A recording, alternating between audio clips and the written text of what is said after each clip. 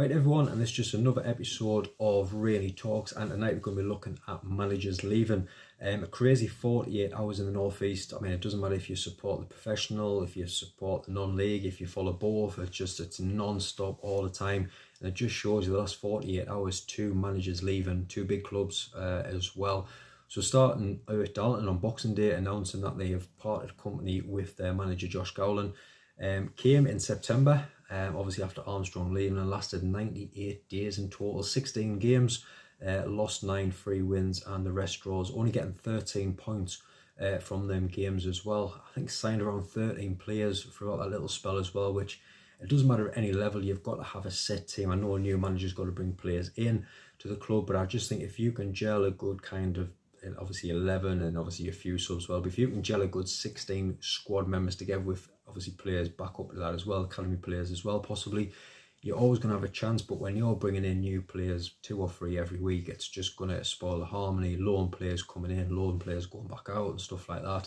There's just no kind of harmony at the club like we mentioned, and I think that's what's kind of had the factory. A lot of fans weren't too keen on the appointment in the first place, and I think it's just kind of been after the first few games which were winless, a lot of players kind of questioning, can we get him out early doors? And obviously going from Armstrong, who's been there for years and years, to kind of this one, what was kind of expected, which direction was the club going in, and it kind of hasn't gone anywhere, if not getting anything a little bit worse. And you look at some of them results, I mean, some big losses, 4-0 against Tamworth and the 8-0 against Chorley as well, too, massive defeat. And kind of after Boxing Day and the loss against Scarborough, a lot of fans kind of calling for his head on social media.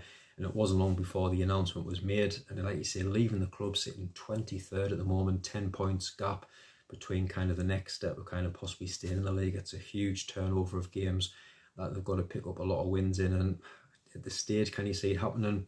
Just depending on who they bring in. But it's worrying times for Darlington, like you say, at the start of the season, obviously boosting the budget up. I think it was the record that they've ever raised.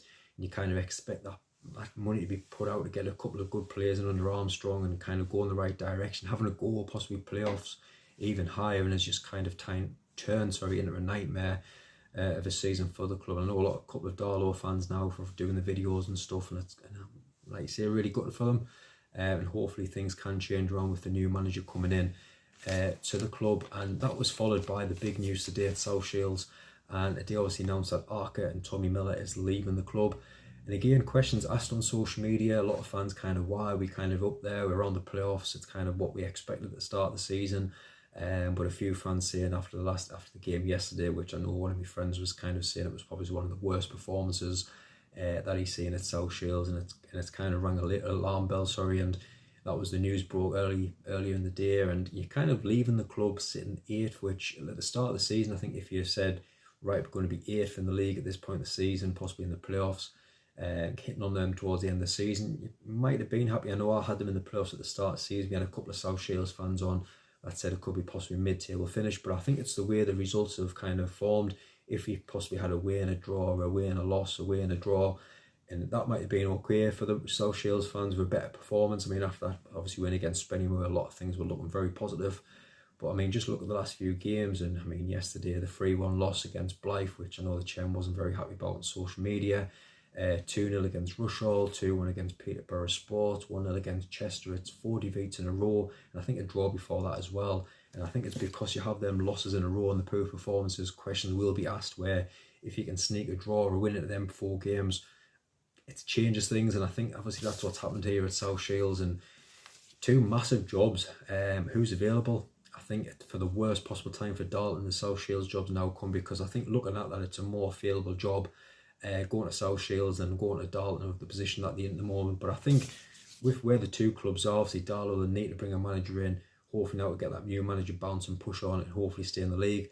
South Shields, where they're sitting at the moment, going to be looking out at the playoffs and possibly pushing on towards getting into them and staying in them at the end of the season. I think where they are in the league, I don't think the chairmans would have kind of getting rid of 2 managers thinking that they haven't got a backup plan. I think both sides have kind of looked to say, yeah, we're going to release the manager from the job, but we have 2 faces ready to come in. I think that's where we're going to be looking. I would imagine both clubs to have managers in place by the end of next week.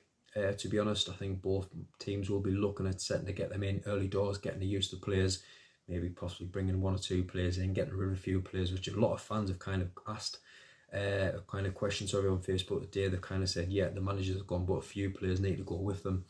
So a lot of work to do with both them clubs, but very exciting to see who comes in. Looking at the jobs, who would you like to see come in? Obviously, Darlow fans, South Shield fans, who would you like to see from a outs point of view? Who would you like to see coming at them 2 clubs? Like I say, it's 2 big clubs now in the North East. It'd be nice to see them both get a couple of good managers in and hopefully pushing on for the rest of the season. But yeah, hopefully not back in a few weeks' time making another video about the poor starts that they've had, but fingers crossed they can turn the corner. And like you say, Darlton hopefully push on and fight a bit more towards the end of the season. Hopefully see South Shields finishing in them playoff positions as well. But yeah, thank you again for watching. What's your thoughts on the current situations of both clubs? And if you haven't already, please hit that subscribe button as well.